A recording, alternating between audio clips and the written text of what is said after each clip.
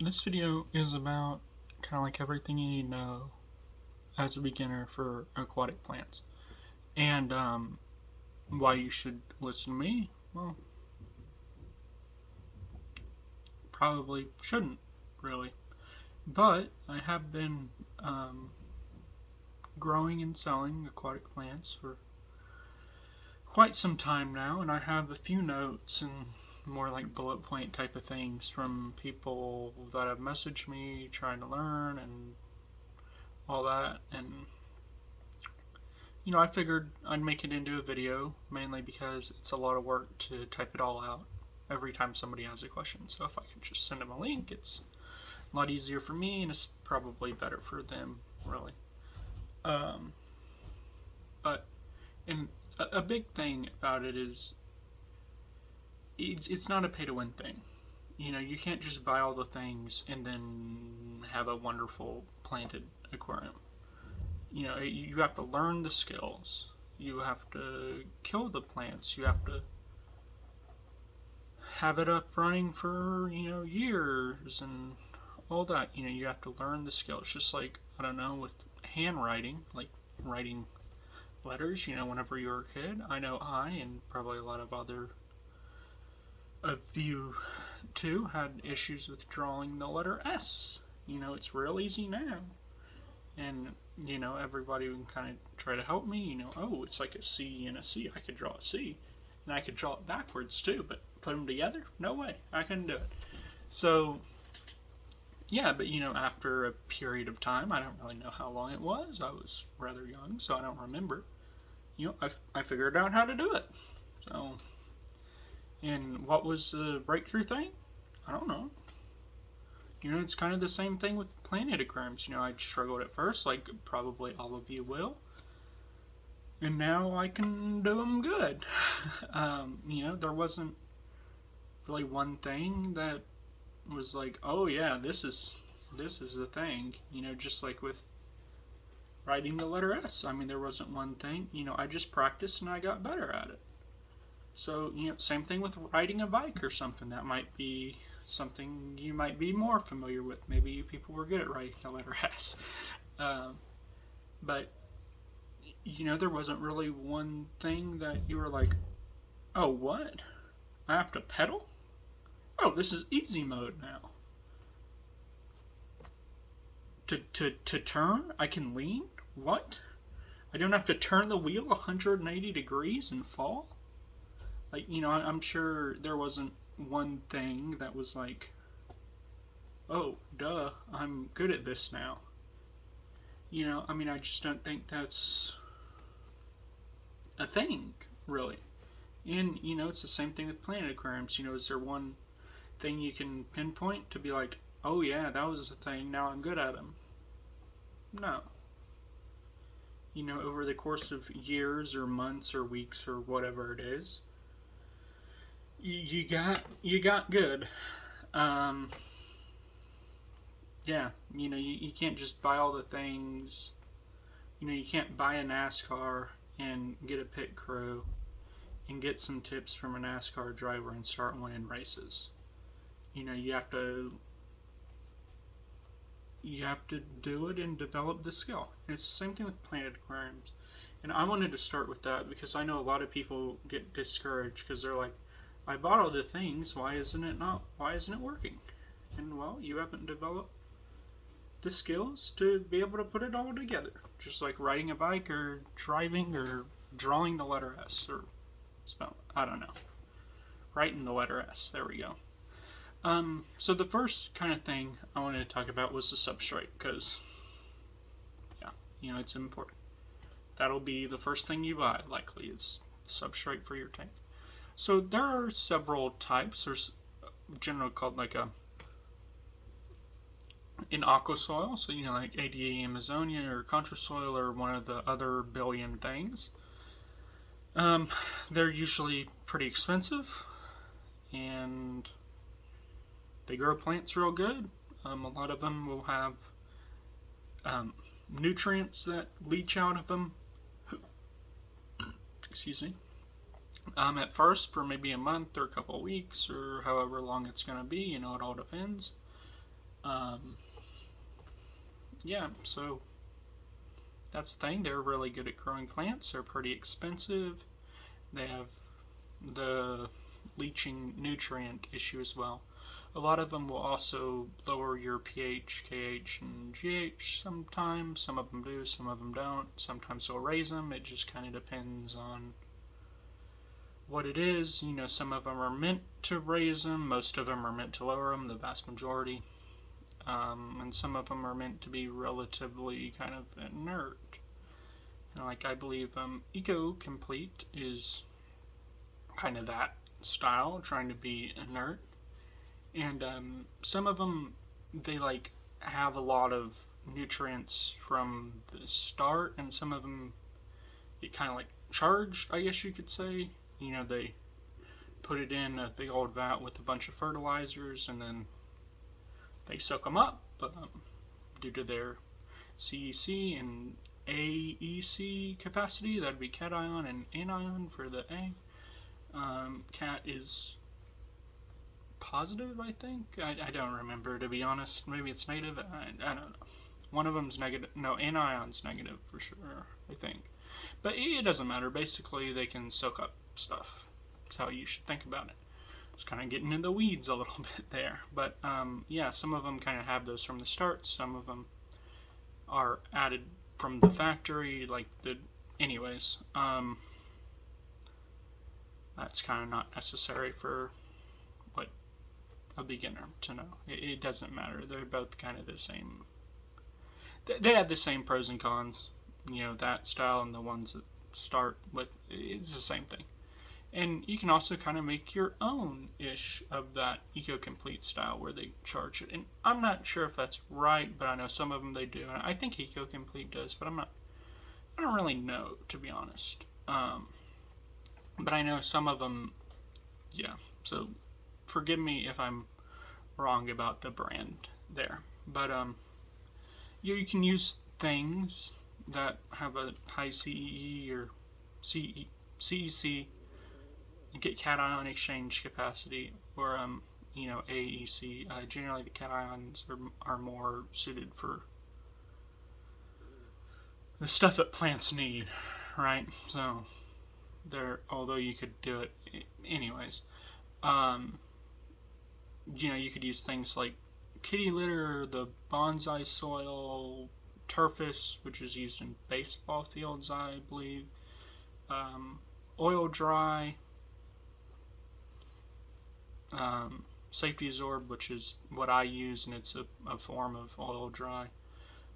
Really anything that's designed to soak up stuff. Not something like activated carbon. That wouldn't work. Or yeah, it's soaking up different things. But that's used for anyways. But yeah, you can kind of make your own if you want to, and that's generally very cheap, but you have to charge it, and a lot of the times they'll strip like a whole bunch of KH out of the water, and that's not something I'd really recommend for beginners. But if you're interested in that, I do have a video on how I charge my safety absorb, and I'll link it at the end, I suppose, or maybe in the description, or right now somewhere. But that can be a good option, but you're trading one con for another. The con of the other aqua soily thing, actually you're trading one con for two, pretty much. But one and a half. But the biggest con of the other aqua soils is they're very expensive. And the things, the cat litter, the safety absorb, the bonsai stuff, all that stuff is significantly cheaper, like astronomically cheaper, like a fifth to a tenth, kind of in that area of the price. Actually, more. It's cheaper than that even a lot of the times. Like for the safety absorb, I think around me, it depends on where you live and all that. It's like $7 for a 33-pound bag. So, yeah. And I think Fluvastratum is like $20 for like a $5, maybe something like that. I don't,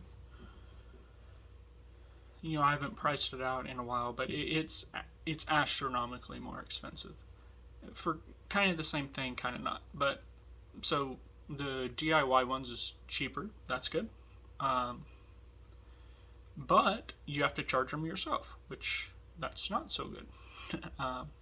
And if you don't charge them right, they can rip all the KH and GH and everything out of your water. And if you already have fish in the tank, they might die, or plants for that matter. But plants are generally more tough about those type of things.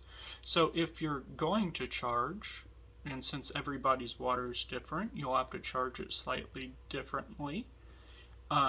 So my video is more of a starting point and not an end all be all. Um, like if you have very little GH in your water, you'd want to add calcium and magnesium. I have a lot in my water, so I don't need to do that because it's already in the water for charging. So if you're going to do that, I would recommend not adding the fish for basically until it's done. At least a week. You want to put it in your aquarium, wait like a week, test the water, and if it has all the things, the KH, the GH, all that, you can add your fish and start fishing, cycling if you want to do that. Yeah. I wouldn't recommend cycling it if you're, if the KH gets all taken away, because it'll mess up with your cycling. So that's a con of it too. If you don't do it right, it can cause issues. But that's not really that big of a deal in my opinion, because I just don't think it's that big of a deal.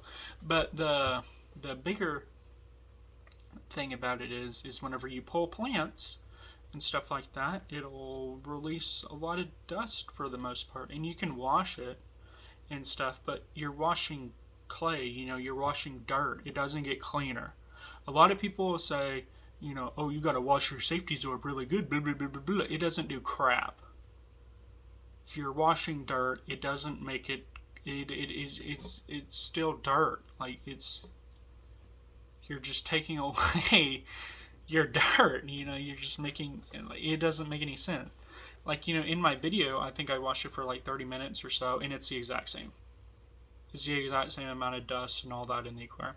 It looks a little more because I had a skill issue and I messed with the substrate in one of them more, so it got more dirtier, but it's the same thing.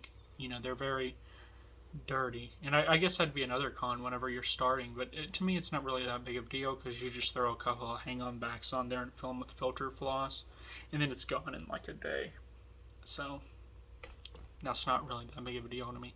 But whenever you're pulling plants, it'll release that same, poof of dirt, dust stuff. So if you're somebody who likes to pull your plants all the time, probably not for you. Unless it's like a farm tank or something, then it's fine. But, if it's your show tank and you like to pull plants all the time, and I don't know why you'd really do that in your show tank, but if that's you, then it's probably not a good choice. But yeah, I think that's everything about that. So, like the aquasoils and everything, they're real good at growing plants, and they're cheaper, but they have those other cons I talked about. So, and then there's dirt. That's another thing that people like to use. They use like actual dirt, like potting soil and all that, and then they cap it with sand and stuff so it doesn't leach out all your stuff. And with aquasoils or the DIY, I don't recommend capping those. Capping them, it decreases the lifespan of them pretty significantly in my experience. And that's just because they can't do their exchanging and stuff with the water column because there's kind of sand in the way. They can still do it a little bit, but it just doesn't work out quite as good in my experience. Having sand over it, it doesn't work as good. for what that's worth. I mean, I haven't done any real test about it, but it's just something I've kind of noticed. So with dirt, you get dirt and you put it at the bottom, um, and then you cap it with sand. But it kind of has the same issue of the DIY aqua soils. Is whenever you pull it out, it creates a big poof of dirt. Um, but with this dirt, there's ammonia in that dirt, so it can cause ammonia spikes and stuff like that. So that's kind of why you would choose a DIY aqua soil over a dirted tank. One of the reasons, anyway, probably the biggest, is whenever you pull plants and stuff, you don't have that ammonia spike. The DIY aqua soils, a lot of the times, they'll also be cheaper unless you're getting like dirt from your backyard or something. But if you're buying the dirt and also buying the sand, it's probably cheaper to get the DIY aqua soil, or at least around the same price. But of course, you have to charge the DIY aqua soil, which can be more expensive. But yeah, but also in my experience, the dirt doesn't really tend to last that long. If you have a lot of root feeders, like I had a tank with, well, kind of like that one, except it had Vallisneria too. It was a dwarf sage, Amazon swords, and a whole bunch of Vallisneria, like Vallisneria americana, I think is what it was. But it doesn't really matter. That they feed a lot from the roots, and we'll get into that a little later. And well, it only lasted around 8 months till I started having a lot of issues with nutrient deficiencies and stuff. So yeah, kind of like that 8 month to a year range. And I had about an inch or so of dirt, and yeah, I mean, yeah, I went to the DIY aqua soils after that because it's like, yeah, I mean, a year is like, I like to leave my tank set up for a pretty long time, and I think that one right over there is going on, I think, around 3 years, 3 or 4 maybe, or maybe closer to 4. I don't know, 3 or 4 years, and it's still doing good, and it has sand over top, and I am getting quite a bit more nutrient deficiencies in my swords, compared to like one of my tanks downstairs that have been, it's the same age, of aqua soil, and I'm not getting those nutrient deficiencies in them. I don't think I have any swords in there right now, but I have like some crypts and some other heavy root feeders, and I'm not having those issues. But the one downstairs was never capped with sand, so for what that's worth, I mean, there's other factors that go into it, but I've had some more capped with sand, and it just doesn't work as good. And whenever you take the sand away, it starts to work way better. I mean, I don't, yeah, but yeah. So with the, kind of got off track there, but with the dirt, and the dirt can release some ammonia whenever you're starting as well, kind of like with the higher end aqua soil type of things. Yeah. So I would say the main things with dirt tanks, the main allure is they grow plants good and they're cheap. They also don't take a lot of work, like with the DIY aqua soil type of things. But the cons of them is, of course, the whenever you pull plants, it's dirty, and then there's an ammonia spike. In my experience, they just don't last as long as like an aqua soil or a DIY aqua soil. I mean, I don't, like, maybe if you have mostly stem plants and stuff, it'd probably be way better, kind of like in most Wallstad tanks. It's mostly stems, so they would use less of those nutrients, theoretically. But I mean, yeah, in my experience, they don't last as long. I mean, I don't. Let me know if y'all have experiences with that as well. And then you have, let's see, I went aqua soil, dirt. I guess we're onto the inert stuff now. Gravel and sand. If that's good because it's cheap and it doesn't really grow plants very well. But there's root tabs, which is like fertilizer compressed together or stuffed in like a pill container, like this right here. Here's some ones that I make, and it's, come on, and all it is straight up dirt, like from my backyard, I shove in a pill container, and it works very well. A lot of the ones on the market also have dirt and other stuff. You know, it's kind of like remineralized dirt, basically, to be honest. Um, but yeah. Um, yeah. So with the sand and gravel, if you want to grow plants that need the to feed from the roots, like we'll get into later, like I said, you'll want to get root tabs, and you'll need to feed root tabs. It depends on how much, but they can get fairly expensive over time. So, yeah. And the aqua soils and the DIY and the dirt, you know, they all don't last forever. You know, they don't, the aqua soils, I haven't had an experience with them not working, and it's been around 4 years. So, but, you know, I know eventually people have issues where they stop working. You know, I've obviously had other things before that, like, you know, I had the dirt and I did the sand and stuff for a while.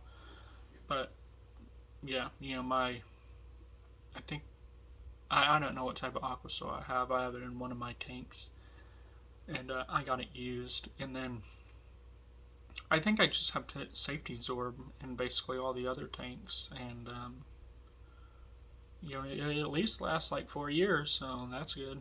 Uh, but and comparing sand to gravel, you don't want, for most plants, you don't want a super coarse gravel, like, you know, like the pea gravel or like river stones or something you can get at Home Depot.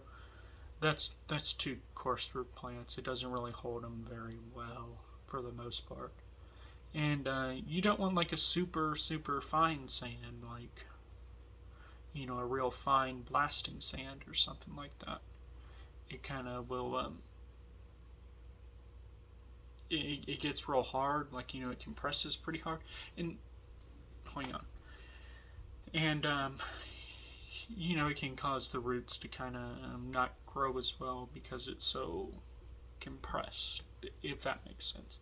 So you want something kind of in like a coarse sand to like a fine gravel, somewhere in that range. And yeah, you want something like that. And Safety Zorb and the other kind of oil dry products, they also have sand mixed in as kind of like an aggregate type of thing to try to help lift the oil stains. So they can get fairly compact as well. But what I like to do for them, or a fine sand even, is I like to put Malaysian trumpet snails in, which they generally don't come out during the day. I think there's some right up here. Let me show you. But what they like to do is they like to burrow in the gravel, and they kind of aerate it, or the substrate. It doesn't have to be a gravel, but they burrow and they kind of aerate the substrate, so it's a fine sand, or like, say, the Safety Zorb. Whenever it gets real compact over time, it's not as much of a problem. Yeah, here's what the Malaysian trumpet snails look like. They're kind of all up over here. They generally stay in the substrate during the day, but I guess those guys are feeling independent. Yeah, but they'll kind of burrow down in there. I don't see any that are burrowing right now. Oh, it's because I fed food, so they're out trying to get some. But yeah, they'll kind of burrow in the substrate and kind of aerate it for you. So that can help if you have a fine sand or an aqua soil or a DIY aqua soil. that gets fairly compact. And Safety Absorb doesn't get compact as a fine sand, but it does have quite a bit of sand in it for, you know, the aggregate for the oil stuff, like I said. So it can get kind of compact, but not too bad. You really wouldn't need those in a Safety Absorb tank, but you know, if you're struggling and you feel like that's the cause, you know, you can add them, and that would help. And those guys, the females, can clone themselves, so they produce pretty fast, but they generally stay in the substrate, so it's not really that big of a deal. And they'll eat algae and stuff like that. So I think that's about all the things on substrate. I maybe should have wrote a script for this. So yeah, just to kind of reiterate, the aqua soils, they're good at growing plants. They're expensive. They can release ammonia sometimes.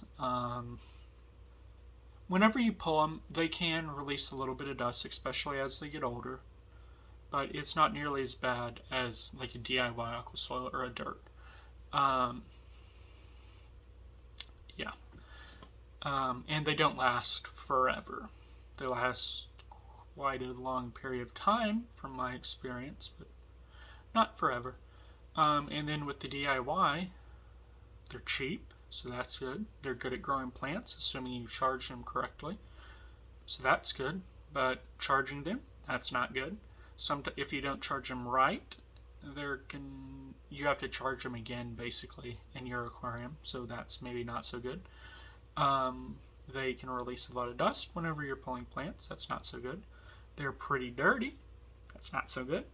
And you can also put a cap, like with the dirt on aqua soil or DIY aqua soil. But like I kind of said earlier, I wouldn't recommend that. It seems they just seem not to perform as well if you have sand or gravel or anything over top. I think that's all the cons for those, is the sand and the charging type of stuff. And then with the dirt, it's cheap, good at growing plants. Those both are good. The cons, whenever you pull plants, it release a cloud of dust and ammonia. And they can also release a little bit of ammonia at the start. And they don't seem to last as long as an aqua soil, in my experience. So take that for what it's worth. And then with the inert stuff, the sands and gravels, if your sand is way too fine, that can be a bit of an issue, but Malaysian trumpet snails can help with that. And if your gravel's way too big, plants just don't, it's hard to get them to stay down, is why you wouldn't really want that. And then they're not very good at growing plants if you don't add root tabs. So yeah, but they're generally cheap. Some of them are really expensive, but if you just go to like the hardware store and get some sand and stuff, they're pretty cheap. But if you go to like a pet store or get like some fancy ones, they can be really expensive. Like they can get to be more than aqua soil. But you know, I don't think most people are really buying those types of sand. But yeah, I believe that's all about the substrate. And we're talking about lights. The biggest thing is you want it to be dimmable. Like that Fuval 3.0 over there, it's fairly expensive. It's dimmable with an app. Let me get some props. Okay, so this would be an example of a non-dimmable light that's kind of made for aquariums. This is a Nicrew of some description. I wouldn't get this, to be honest, because it's not a dimmable light.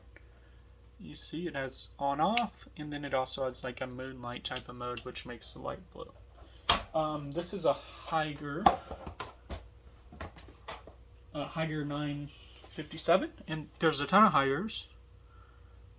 Whenever somebody says, you know, get a Haiger light, ask them which one, because there's like 50 of them.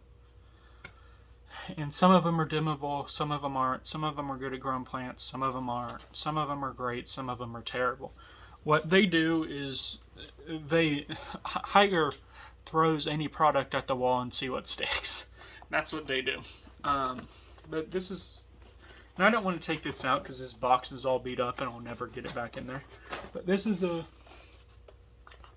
957, and it has, like you can kind of see there, it has a built-in timer and a built-in dimmer. So that's cool. I'd recommend this for somebody. It's really hard to get, the instructions suck on this, so it's really hard to figure out how to set up the thing, but once you figure it out, it's good. I think there's some YouTube videos about that. And you don't have to buy lights made for aquariums. Like, this is a Harbor Freight shop light. I use these on some of my 10-gallon racks. These are what my experiment tanks use. Right here, this 5,500 lumens for what that's worth. I think I measured them and they were, I don't remember the power of them, to be honest, but they can grow plants in 10 gallons pretty good. And that's another big thing, is the deeper you go, the better light you need. But this is not a dimmable light, but it's also like $20. Like that night crew down there, I think it was like $60 or something like that. But obviously these don't look as good, and they also have a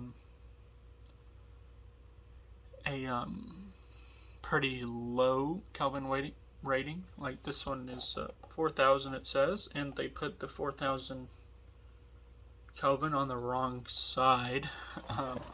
Oddly enough, it should go on the more red side, not the more blue side. It's not a cool blue, it's a warm, or not a cool white, it's a warm white. I don't know why they did that. That doesn't really make it. That's pretty stupid. But, yeah.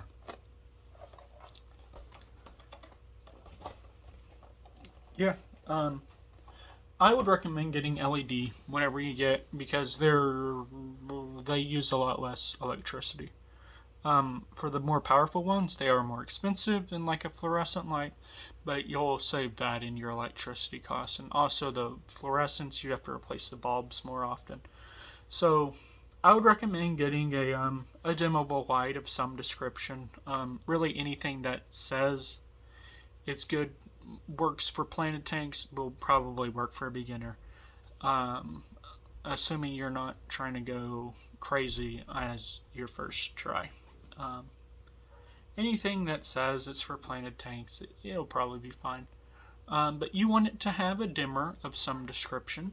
And if it doesn't already come with the timer, like our 957 did, you'll want to get a timer on it too. You can get like analog timers or Wi-Fi timers or digital timers that are still not connected to the Wi-Fi.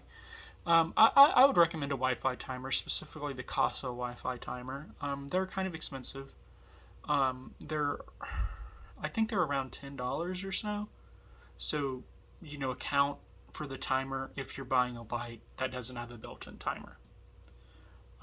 So like say this 950 is like $5 more than some other dimmable light that doesn't have a timer built in.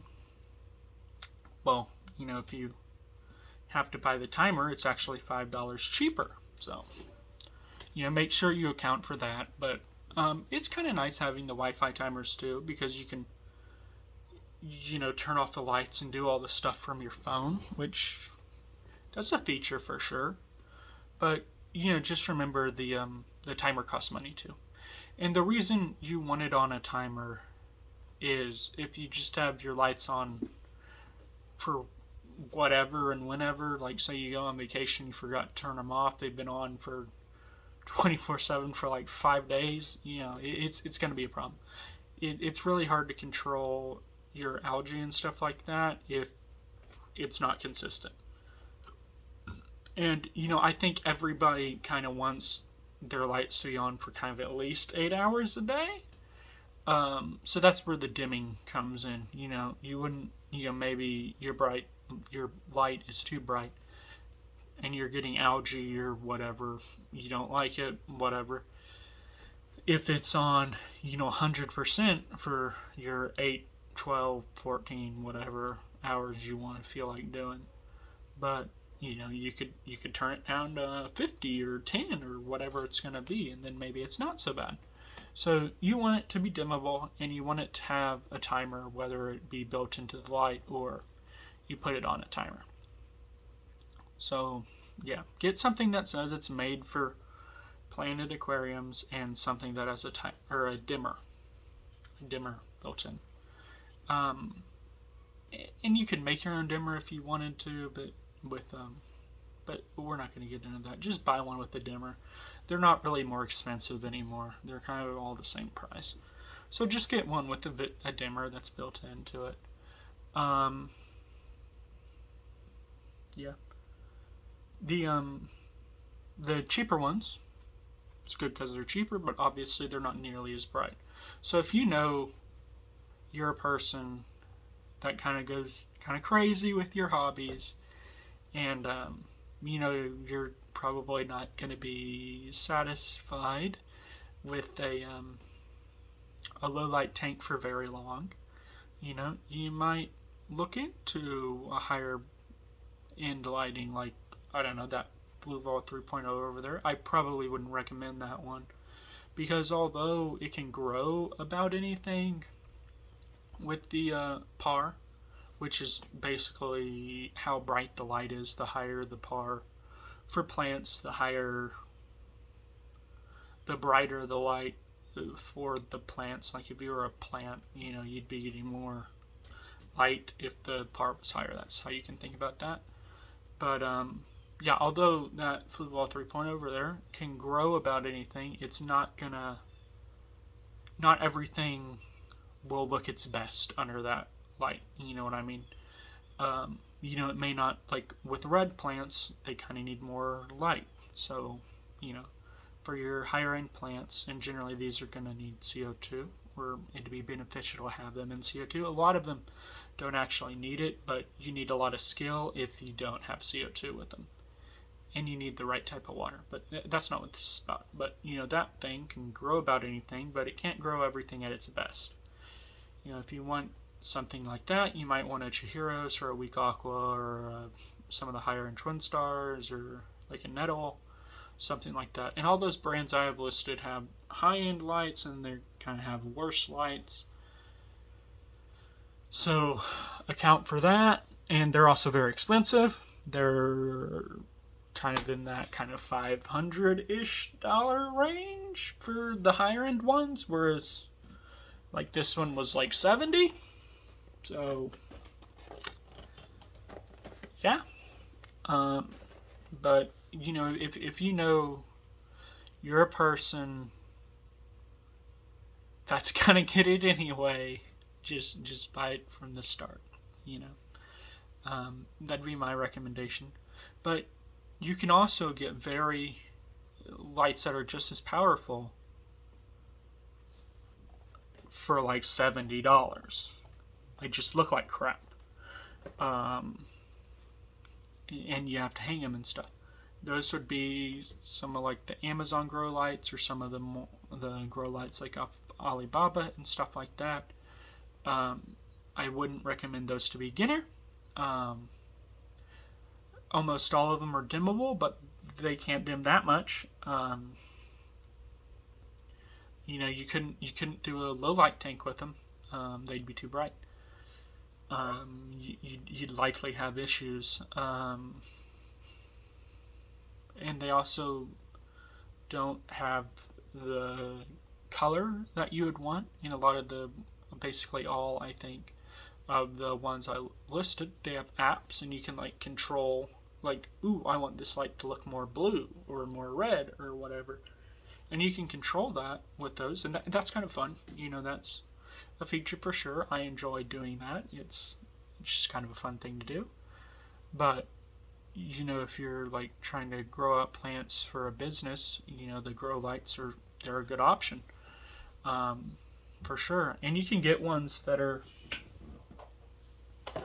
like long like this.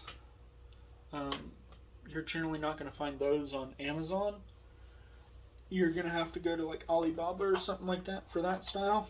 And then you can also get them for like, I'll put a picture up on screen what a lot of the Amazon style ones look like. But not all grow lights are made the same. Some of them are good, some of them are great. A lot of them, they're not super waterproof. They can get some splashes and stuff because generally they're, plants need water and they get wet. You know what I mean?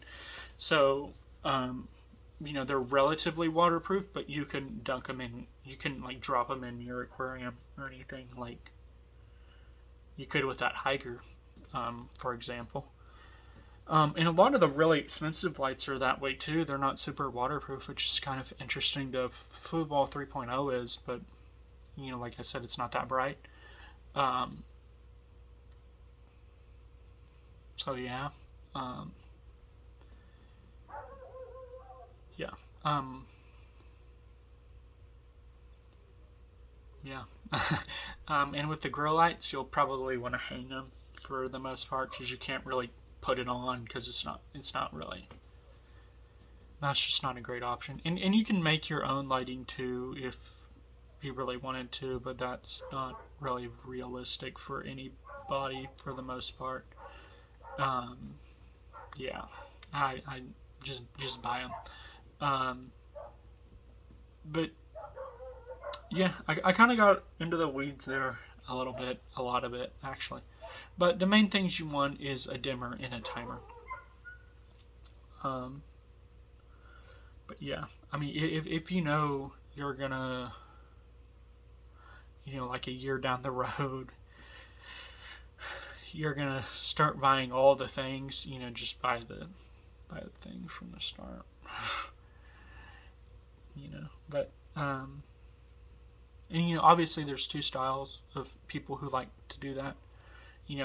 There's one style where like I'm keeping the same tank, but I'm gonna buy a better light and I'm gonna get CO2 and I'm gonna get fancy plants and all that. And then there's another people that are like, well, I'm gonna keep this tank, but I'm gonna get another tank and do all that. So if you're one of the latter types of people, get the cheaper light to start. But if you're like one of the former, like maybe you have space constraints or something like that, maybe consider getting the more expensive one. It's not something I would really recommend because, like I said in the beginning, planted tanks are a learned skill, and you might get discouraged. And for anything aquarium related, there's like no resale value on it. You might spend $500, maybe you get like 150 out of it, maybe, depending on where you live.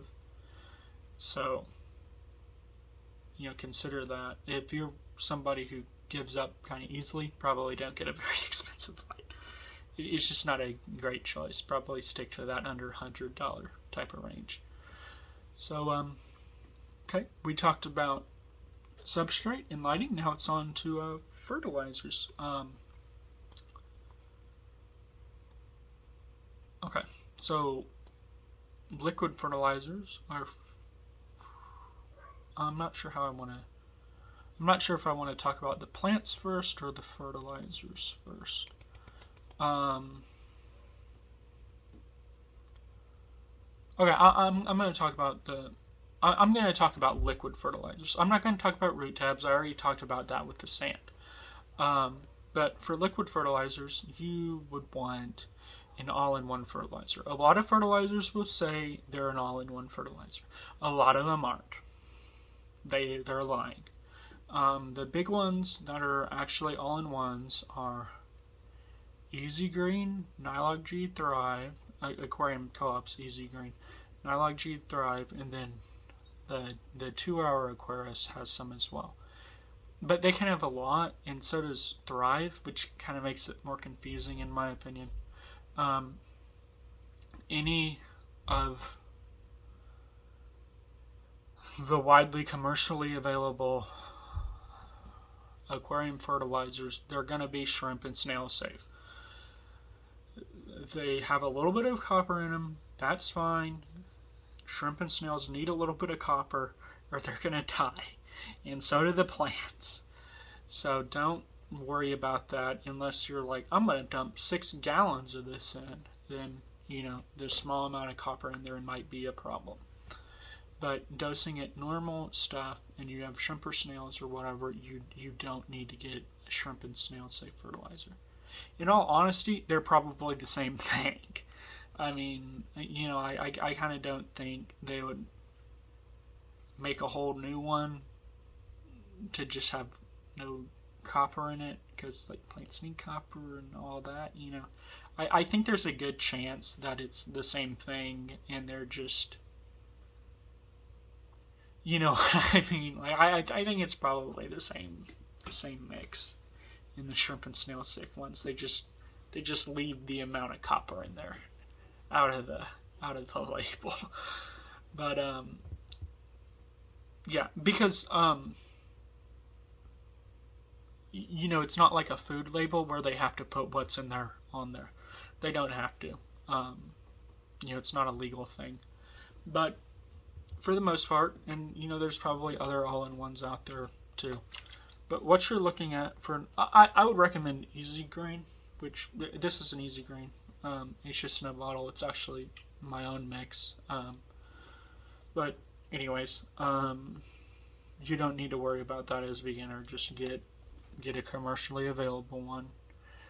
Whenever you get more into the weeds and have a lot of tanks, it can start to make sense to make your own, but that's a different video.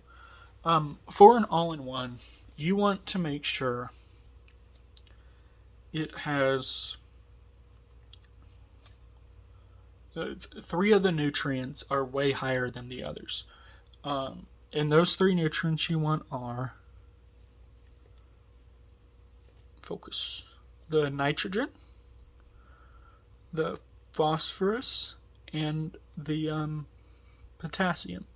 So on this Easy Green here, the nitrogen is at 2.66%. The phosphate is at 0.46%, and the potassium is at 9.21%.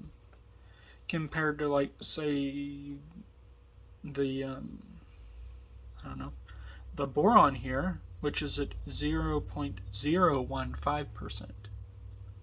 So that is, drastically lower than all the others. So those 3 are called the macro with an A nutrients, and everything else is a micronutrient, which they need it,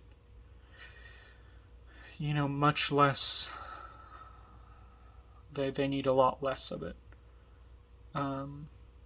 So yeah, it looks like Easy Grain took the amount of copper they have off the label.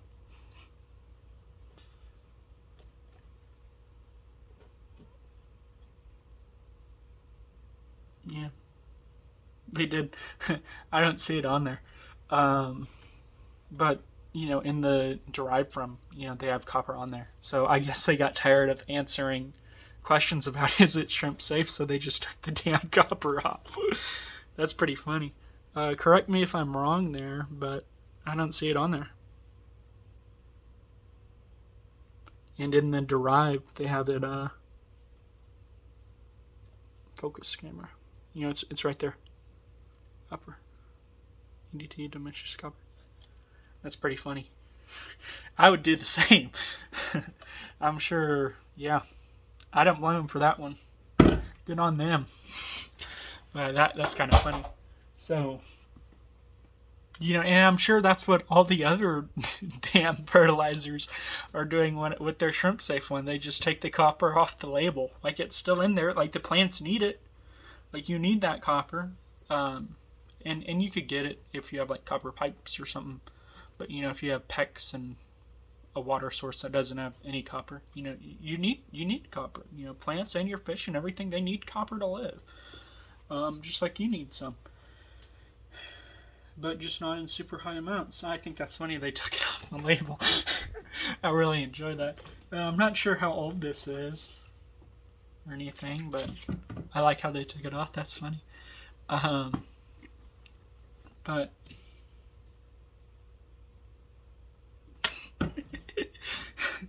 I like that a lot, actually. But and you know that's what everybody else is doing. I guarantee it on their shrimp safe ones. They don't take the copper out. They just take it off the label. But that's kind of cool that the co-op has what it's derived from on there. I just noticed that a little bit ago while I was filming this, actually. A lot of the others don't, and yeah, I don't remember where I was going with that, but you want your all-in-one to have a lot of nitrogen, phosphate, and potassium. NPK is yeah. Yeah, and you want everything else to be in fairly small amounts. I like Easy Green because it's significantly cheaper than all the others. Like I think it's less than half the price of Nylon-G Thrive for the the treated amount, and they say right here it can treat 5,000 gallons for 1 milliliter per 10 gallons. So there's 500 milliliters in there, 500 gallons. So yeah, I would recommend a liquid fertilizer if you have plants. Period. Yeah. Okay, let's move on to the plants. Okay, the first thing I wanted to talk about is a lot of beginners will be like, what's the best plant? What's the easiest plant? All that stuff. The best plant is the one you like the look of the best. I mean, that's just the way it is. If you like the way that Amazon sword looks, get an Amazon sword. If you like the way that dwarf sage in there looks, get an Amazon sword too, I guess. But get the dwarf sage. Or if you like the way whatever looks, for the most part, a lot of the plants, they're relatively easy. Some of them aren't, but a lot of them are. Just trust whoever is selling it to you is kind of what you have to do. I mean, you could look it up too, but that's not always really the most accurate. I've grown a lot of plants in CO2 and relatively hard water that says you should never be able to do that, but I can do it just fine. I think a lot of that information is whenever lighting was terrible, like back in the 90s and stuff. Like, yeah, I mean, lighting's better now. It's easier for the plant to live because, they need the light to make the food. So, yeah, a lot of this stuff, just trust the person selling it to you, really. I mean, yeah. I mean, that's kind of what you have to do. You can look up lists of easy plants and stuff, but, there might be 25 easy plants on the list, and there's like 3, 4, 5, 3,000, whatever easy plants that are out there. So, just trust whoever's selling it to you, and trust their opinion. And years down the road, you can probably kind of make your own opinions. You know what I mean? So that was something I wanted to talk about. Probably buy plants that you want to look at. If like on the easy plant list, like they say these plants, and you're like, I think all those are ugly. Find a different one. Try them out. And if you go on Facebook and ask for them, you're just going to get, for the most part, you're just going to get regurgitated those easy plant lists because I'm not going to get into that. But yeah. But basically what I was saying that is a lot of the times on Facebook, the only people who answer questions are beginners because a lot of the times beginners, they basically ask the same questions all the time because they have the same questions they don't know, so it's natural for them to have the same questions. But years down the road, you kind of like, I don't want to answer that question anymore. You know what I mean? So, yeah, a lot of the advice and stuff on Facebook and a lot of those type of, so, not all the time, not all the time. On some of the more advanced groups and stuff, you're going to get more advanced people asking more advanced questions and all that. But in the beginner groups, and if you have a beginner question, most of the time a beginner is going to be the one answering it. So, don't always trust their opinion. Might get some flack for that, but that's how I have done. Something I've noticed. And I for a while, I started answering beginner questions because I thought it might help me some more plants. It really didn't. But what I did is I wrote down my answers and I just copied and pasted them. I had like 10 or so answers. And I went on the beginner groups and like 90% of the questions were those same 10 questions. For what that's worth. So, if you're on a group, look up your question first because it's probably already been asked, So, yeah. So, okay, so the first plant we're going to talk about is stem plants. I don't think I have any stem plants in that tank. But generally a stem's kind of going to grow up for the most part, and it's going to look like it has a stem. See, like on the Amazon swords and stuff in the surf in there, if you saw it, it doesn't really look like it has a stem. It's kind of all leaves coming from one point. So, stem plants, they look like they have a stem, and I'll put an example up here of one. And stem plants, a lot of them, for the most part, there's differences in everything, right? A lot of them are pretty fast growing. So that's good if you're a beginner. Like, you get that instant gratification. Woo! Everybody loves that. And your tank looks better, faster, and all that. But another thing is they also die faster because they grow faster. But, you can also fix it faster whenever they start to die. So it's kind of like if you have an Anubias, I'll get to that later. But, so you can learn, I guess, faster with a faster growing plant. But if you don't learn fast enough, you can kill it. So that's good. But it'll also look better and all that. So as if you're a beginner, I would recommend getting some stems for sure. But they need a lot of liquid or water column fertilization, like this easy green here. They get most-ish of their nutrients from the water column, not from their roots. So they need a lot of that. And the vast majority of stem plants can be grown floating fairly easily. But they also benefit from in aqua soil or root tabs or anything, like every plant pretty much. Yeah, how you propagate those plants is you just cut it in half. For most of them, you can just cut them in half and plant them, and then they'll both grow. So, you had one, you cut in half, now you have two. I wouldn't really recommend cutting it like 3, 4, 5, 6,000 times unless it's really long. But, yeah. I would recommend making sure you have it kind of at least 3 inches of, where you cut. But, yeah. That's how you make more of them. So say you start with one stem and it grows up, you cut it in half. You plant the other half and they both grow up. You cut them in half. You plant the other half, they all grow up, and you can see how that would get big fast. Yeah. Yeah, and a lot of them, they grow pretty tall. Kind of 2 foot-ish, more, somewhere in there. A lot of them grow pretty tall, and yeah, it's a thing. Yeah, so most of them fast growing, they want the water column or liquid fertilizers more than the substrate ones, and you cut them in half to make more of them. So then you have the kind of root feeding or rosettes. They'll also be called rosette plants. Those are, I didn't list any stem plants. I guess I'll list some.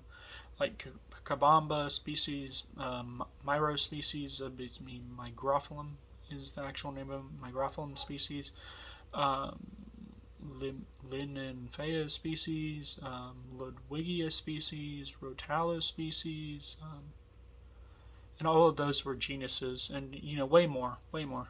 There's Hygrophilus. That's another really big faction, a really big genus of stem plants. And there's a lot more too. I could sit here all day and start and name them, but I don't think anybody really wants me to do that. Then you have the root feeding and rosette style plants. For the most part, some of them will grow slow, and some of them kind of grow at a medium type of pace. Most of those would be like your Ecuadorus, your sword species, your cryptocrines, your a lot of the carpeting plants, what people say is carpeting plants, and Thalassinarias. That's another big one, and I think that's about it for the most part. There's more niche ones too, but those are your main four. Yeah, and they kind of grow at a slow to medium type of pace. Most crypts will be slower. A lot of your swords will be more of a medium, and some of your carpeting plants will be fast, and some of them won't. It just depends. It depends. For the most part, these ones will feed from the substrate. So in aqua, if you have a lot of these, I would highly recommend an aqua soil, because you're gonna have to be putting root tabs here and here and here and back over here and right here and over there and around back and all that, and that can get pretty expensive, to be honest. And you'll have to put them in every time you need them. That can be like like those big swords I have in there. They need like 10 a month. They would need like 10 a month or so. And that's it's a big guy. But like the little ones in there, they might need one a month. So it just kind of depends. And so they'll be kind of slow to medium. Some carpeting plants are fast, but most of them are kind of in the slow to medium range. They'll propagate via runners. All of them will, I do believe. And some of them propagate pretty fast, like via runners, like the carpeting plants. And not all carpeting plants are rosette style plants. Some of them are stems, and some of them are, I guess they would all be stems if they're not a rosette. I can't think of one that's like an epiphyte or something. But but most carpeting plants are the rosette style, at least the more common ones. But I don't even remember what I was talking about. But here's a rosette. Oh, I was talking about the runners. So here we go. Here's a Amazon, or not an Amazon sword, a Amazon sword. I got Amazon swords on the brain, I guess. Here's a dwarf Sagittaria, right? Right there. You can kind of see it. Kind of looks like a grass. Like from your lawn, and you can see they kind of make them in a line. Hopefully you can see that. Not really, but there's 4 right kind of in a row here. So what happened was this one, I planted this one, let's say, and then it made a runner, and what it does is it kind of sends a little tuber, I believe is what it's called. It's a little thing. I don't know. It's kind of like a tube, and it makes another plant. But anyway, it sends that thing under the substrate, and then it's like, right here's a good spot for another one, and then it makes another one, and that would be this one. And this one would be like, hey, I'm going to make another one. So it does the same thing, and it makes that little one right there. And that one says, hey, I can make another one, and it makes these 2 leaves that are poking out right now. And eventually that one will grow up and be like, hey, I'm going to make another one, and I'm going to make another one. And they don't just make one. Like this one, it probably has that one over there too. That one right there. Actually, I think that might be a sword. But anyways, they spread like that. Whereas these Amazon swords here, Yeah, you can kind of see it. What they generally do is they'll send like that tube thing that I was talking about that, but they send it up. So you can kind of see it right here. I broke it off. You can see the tube, hopefully. Yeah, you can see it's right there. And you can see there's 1 sword, 2 sword, 3 sword, 4, 5 maybe right there. You know, there was 5 swords on that. And to propagate the sword, you had to pull it down and put it in the substrate. Um, and it'll make them, but they feed off the mother plant and all that. So basically, all these spread via runners in some fashion. Some of them are more involved, like with the swords, and some of them are a lot less involved, like the dwarf sedge or the bow. I guess Sagittaria would be another one. And there's some tall Sages and some smaller ones. And there's some that are like bushes and stuff. I guess they're all not rosettes, maybe.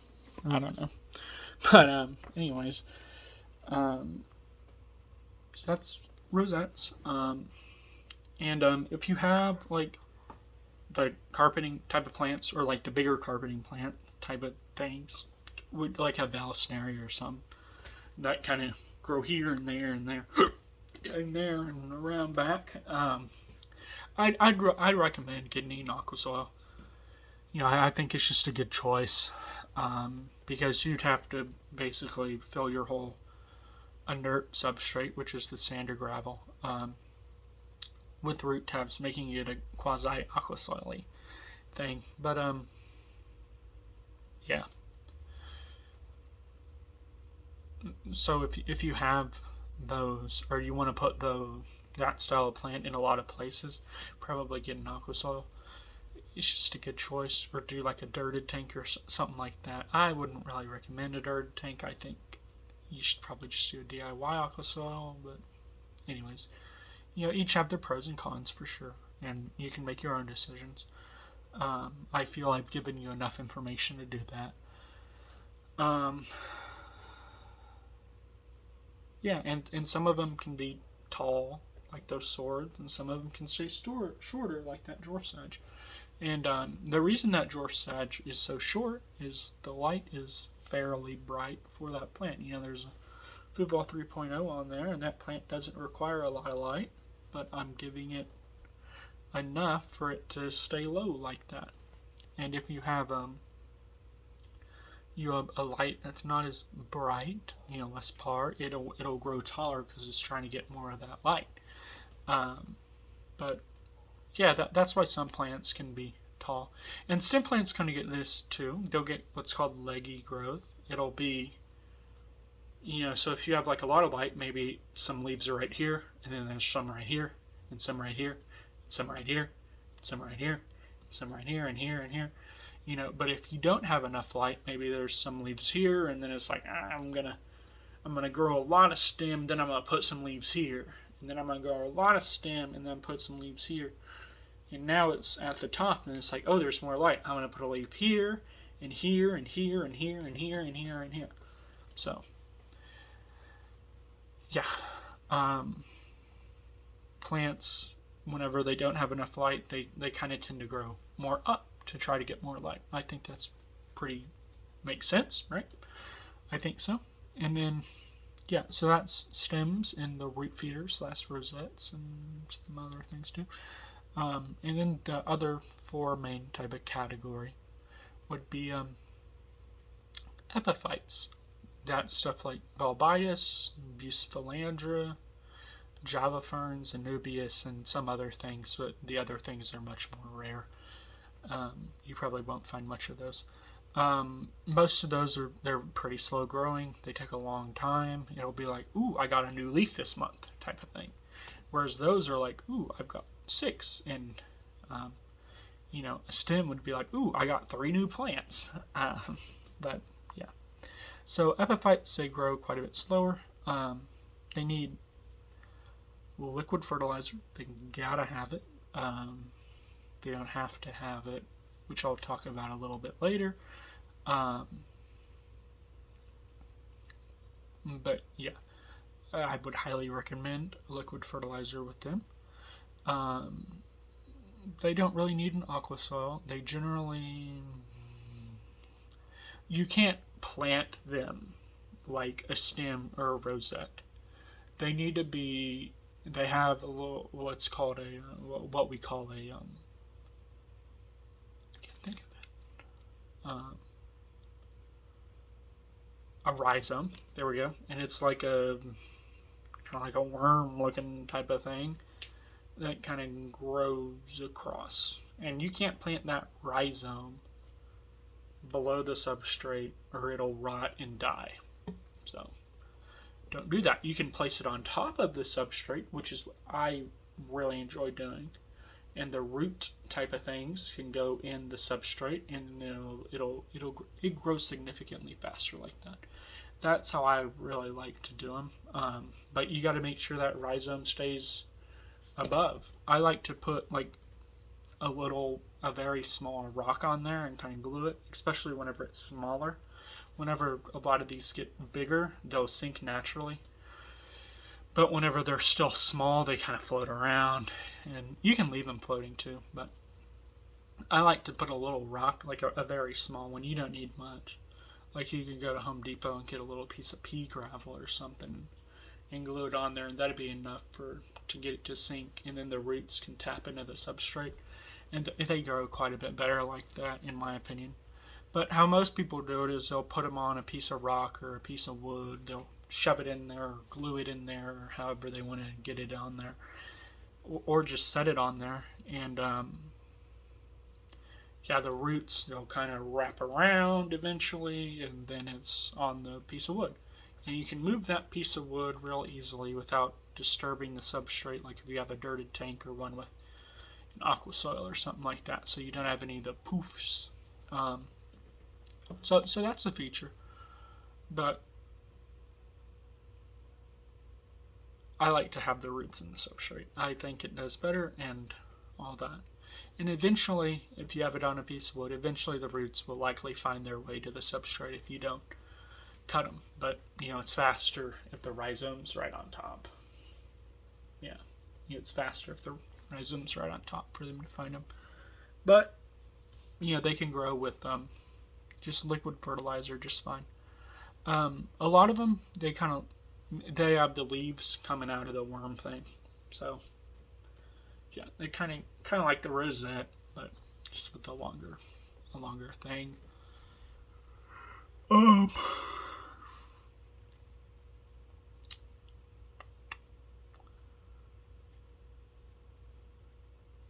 the roots on those, they're generally kind of like a brown color, whereas with basically every other plant, they're usually a white type of color. So that's a thing.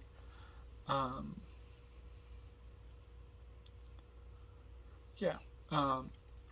Like I said, generally people put them on wood or rock. You can tie them on, you can glue them on, you can just shove them in a crevice, kind of whatever you want to do there, really. And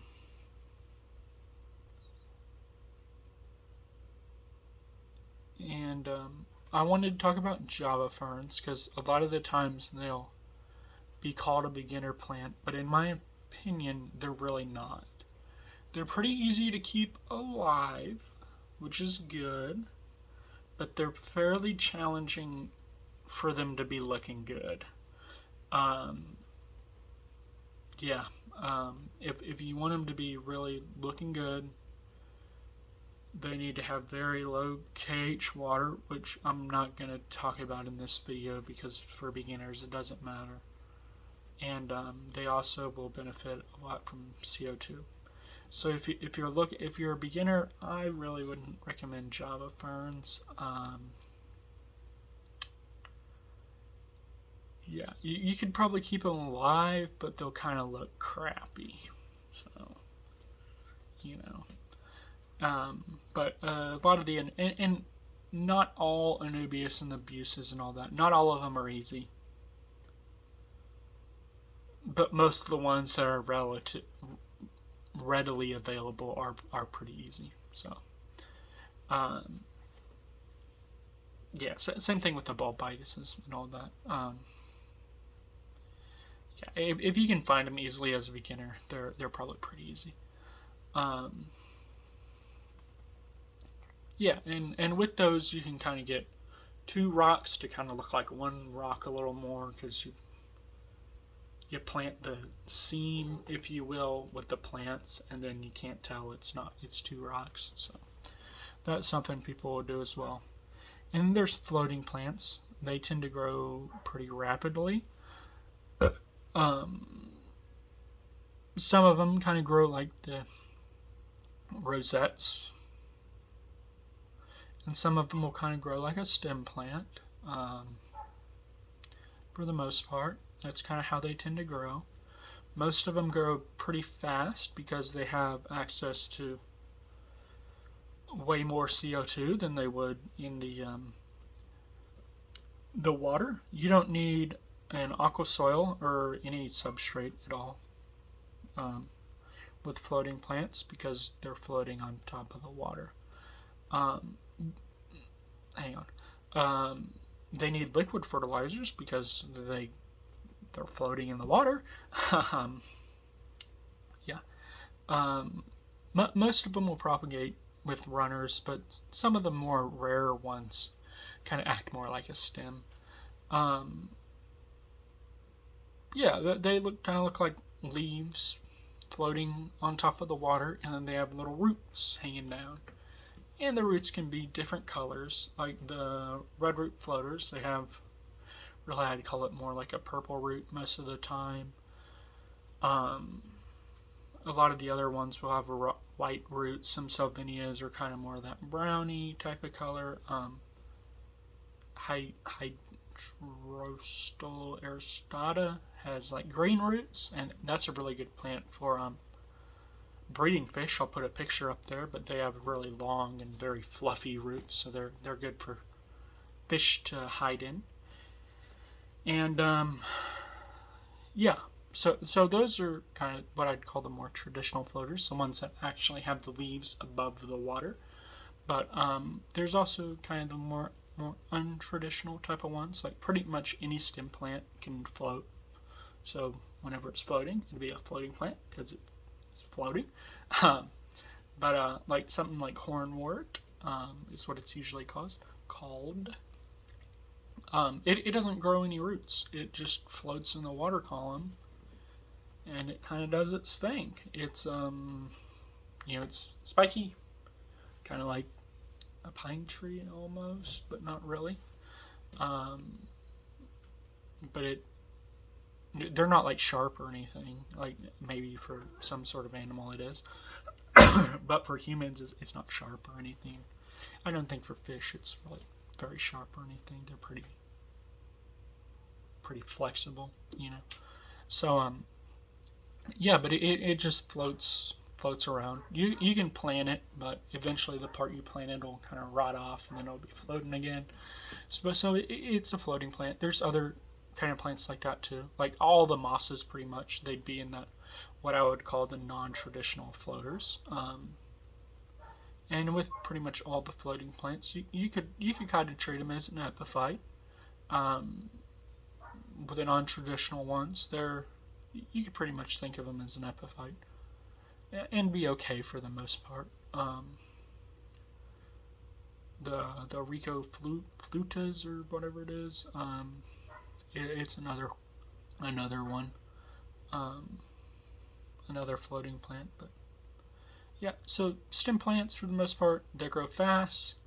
They need liquid fertilizer. They benefit from an aqua soil most of the time. The root feeding ones, like the Amazon sword and stuff in there, they need fertilized at the substrate, whether that be like an aqua soil or just some root tabs. And they'd benefit from the liquid, the water column stuff. And the epiphytes, they need the liquid, and they also benefit from root tabs or an aqua soil if their roots are in the substrate.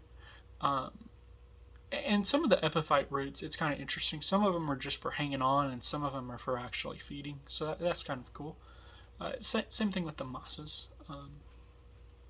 Yeah, that's the thing. So that epiphytes, they need liquid, and if their roots are in the substrate, they could also use substrate for nutrients. And floating plants, same thing as the epiphyte, really. Um, some of them can get really long roots, so if you have a short tank, the roots could theoretically reach to the bottom and feed off the substrate. So, if they're doing that, they can use it too. But like with the epiphytes, they need the liquid water column stuff.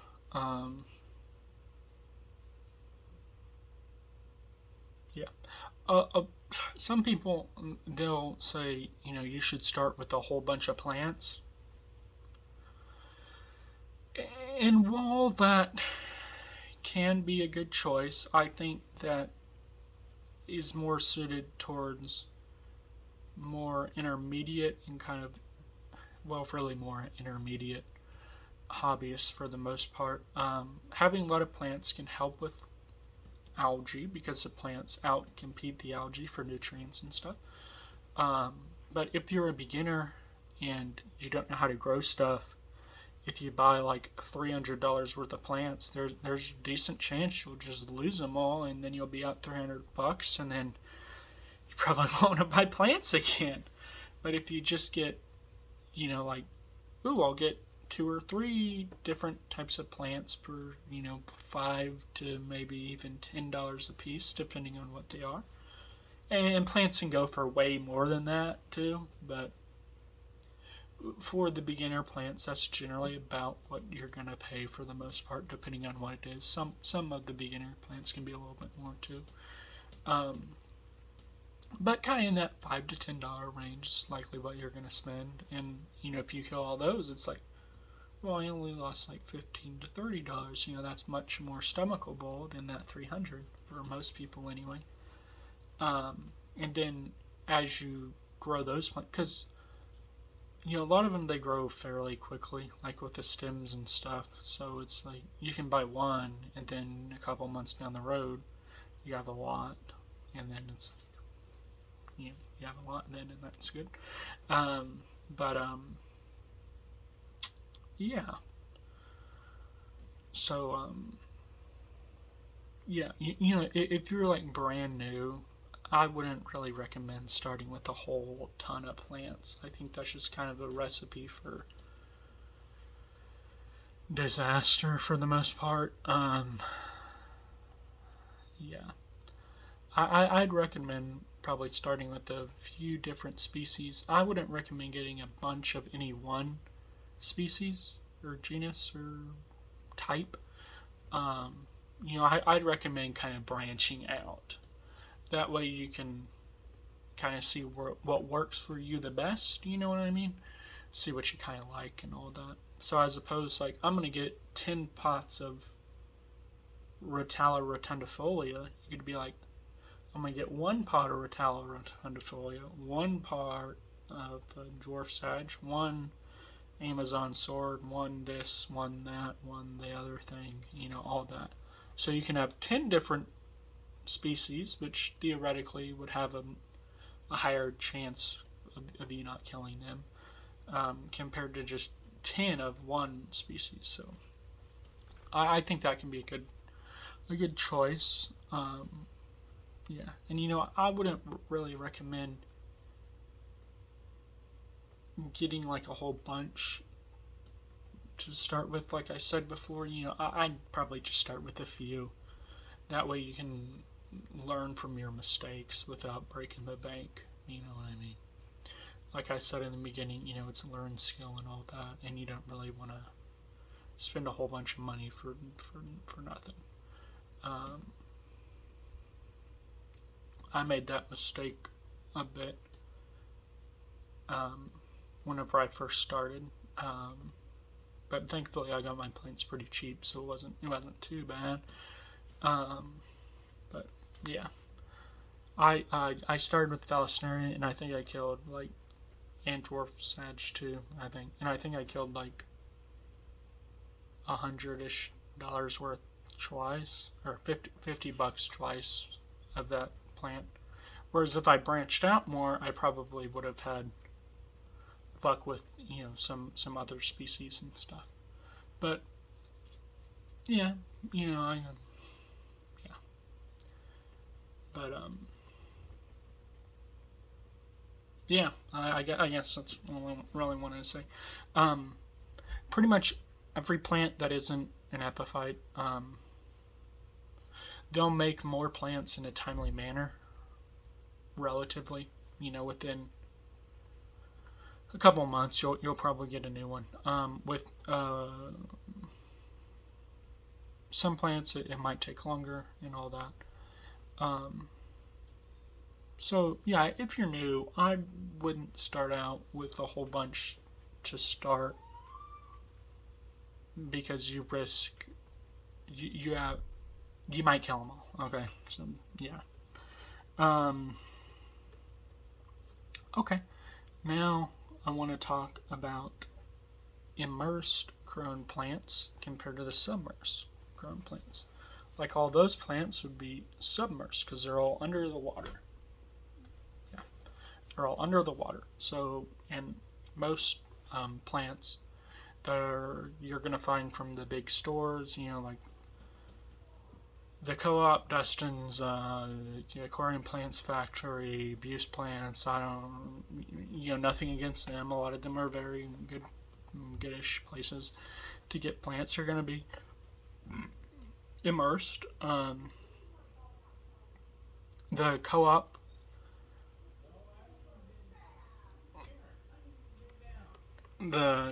kind of starts to help you with the getting them submersed, where a lot of them don't. So if you're going to buy from one of them big stores, I recommend the Co-op. Though they are a little bit more expensive because they do that. But it's helpful for you. But really, I would recommend buying off some Etsy shops like mine. But, there's others too. Or just like your local hobbyists. They're, for the most part, I really wouldn't. A local fish store, they're mostly going to be immersed grown plants, just like the Co-op or Buse Plant or any of those. They might start converting it for you, kind of like the Co-op does, but by the, anyways. I really wouldn't recommend buying from there if you're a beginner. I think it's maybe not the best choice. That's what I did at first, a lot actually, and I lost quite a bit of money doing that. And it was pretty discouraging. But then I got better at it, and I could convert them easier, and I was like, this is not so bad. But then I tried submerged grown plants, and it was just ain't no going back. But I'll still get something immersed if it's, I can't find it submerged, but I'd rather get it submerged. It's a lot easier to do that.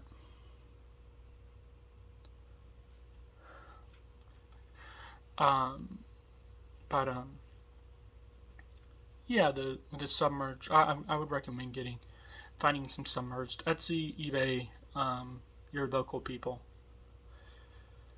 They'll you can find some there. On Etsy and eBay, a lot of them will be immersed too. If they're submerged, they'll probably say so. So yeah, that can be a good choice, and it's just easier to convert them because if they're immersed, a lot of the times they'll die back. That can be called plant melt. And as long as the stem of your plant, or the leaf, or whatever it's gonna be, as long as it's all not completely mush, like the leaves can be mush, but as long as like the crown on a rosette or the rhizome on an epiphyte, or the stem on a stem plant isn't real mushy, it's still alive and it will grow back. It should grow back. It will grow back if your conditions are good. uh, but the like it'll grow back. It just takes time, and with the immersed grown plants, that happens every time pretty much because the leaves look different outside of the water, and whenever they grow in the water, they'll it's different, and they have to kill off the old leaves to regrow the new leaves pretty much, And I'll put a picture of that. I think I have some stems that are growing out and stuff. So I'll put up a picture of the difference. And also, unfortunately, with a lot of the immersed grown plants, they don't show you what it looks like submerged. So you don't know what it'll actually look like in your aquarium. Which, that sucks. Because it's like, a lot of them, they look completely different. Like, not even similar at all. But, yeah, I would recommend getting submerged grown plants if you're new. And they can melt back too if the water is very different, but for the most part, especially locally, they're not really going to melt. And even on like the Etsy and eBay, if the water is different, it shouldn't be as drastic as the immersed to submerged melt. So yeah, if you're new, I would recommend getting submerged grown plants. They might be cheaper or they might be more expensive. It just kind of depends on who's selling them. Generally, if you're on Stop Calling Me, generally if you're buying them on eBay or Etsy, they might be a little more or around the same price as a lot of the other major online retailers, but they're significantly better quality in my opinion. And if it's a local person, it'll probably be cheaper, especially if you account for not having to pay the shipping. But yeah, so I wanted to mention the melting because a lot of people, they'll be like, oh, they're dead, but they're not dead. And they'll throw them out and then they'll waste their money. But, I recommend leaving plants in your tank till it's gone. And then I never pull them out. Because the way I think about it is, worst case scenario, it's food for my other plants. Best case scenario, it ends up living and coming back. So I leave them in. But that's just me. You can make your own decisions and all that.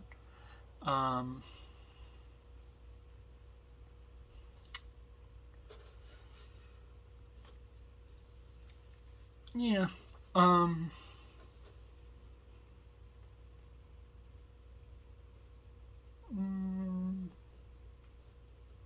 Okay. Another thing I didn't mention is light spread. So about light spread, I don't really remember how far I got. But some of the lights, like the Kessel, which you probably won't buy, and only some of them, they're like pinpoint. They kind of like go down, like straight up and down, basically. And a lot of them, like this one here and others, they're designed for generally a 1 foot to 18-inch area with their spread. Some of like the grow lights and stuff, they're designed for more, but generally around 2 feet ish. So sometimes a little more though, but generally around the 2 feet, like the grow lights, they're designed for 2 feet. But yeah, I mean the spread's important.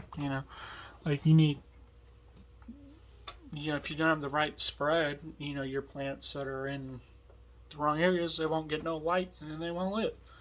So spread's important. They don't really advertise it, but for the most part, it's not really something you need to worry about too much. If you already bought a light and it's not dimmable, one way you can do it is you can raise it up. You can make it taller. But that has its own cons too, like you'll get some of the light in your eyes, so you might want to put up some sort of screen or, like some cardboard or make a hood or something so you don't get it in your eyes. But, pros and cons there, or you might just want to not deal with all that and just buy a different light that's dimmable. But yeah, I think that's everything. Good luck. Remember, it's not. It's a journey. You gotta learn from your mistakes. So, bye bye.